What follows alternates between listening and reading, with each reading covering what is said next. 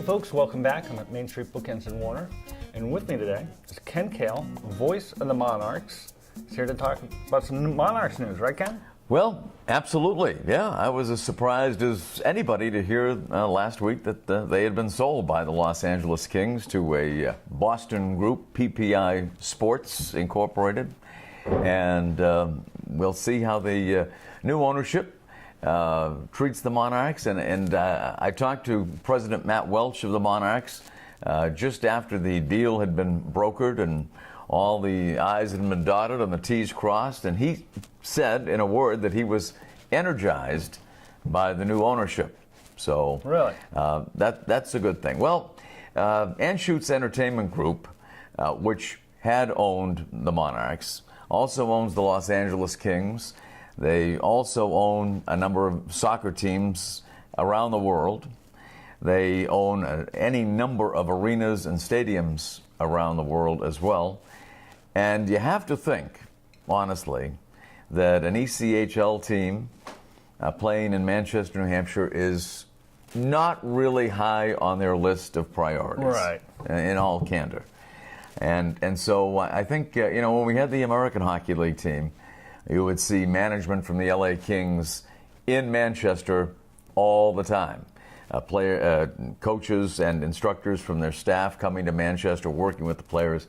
But we saw very little of that last year in the ECHL. Right. So, and by the the very definition of the ECHL, it's funny because we had, I think, 3 players last year on the Monarchs roster that were actually contractually tied to the Los Angeles Kings. Really? In fact, we had more players on the Monarchs roster who were tied to the Florida Panthers no kidding. than the Los Angeles Kings, but that's not unusual in the ECHL. So that's not unusual, and the Monarchs really on the ice had a very good first season. They finished first in their division, made the playoffs. Unfortunately, were eliminated in the first round, but they're getting a lot of the key players back for next season. That'll be good.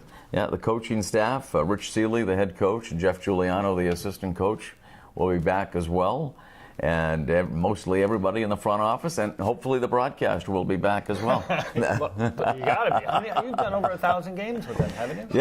Yeah, 15 years, and it's been a great run. And I've always been treated well by the Monarchs and by the Kings organization. So we move on to the next chapter now and new ownership. We'll see what happens. Yeah, that should be interesting. Yeah, they had a great year last year. Yeah, they People did. were skeptical, and it was good to see them with a strong finish like that. Now, frankly, the attendance was off a little bit from the year before, but fans were skeptical, and some just said they would never see hockey at this level, the ECHL. But what I will say is this: that you were seeing some of the great players from college hockey and junior hockey in the ECHL.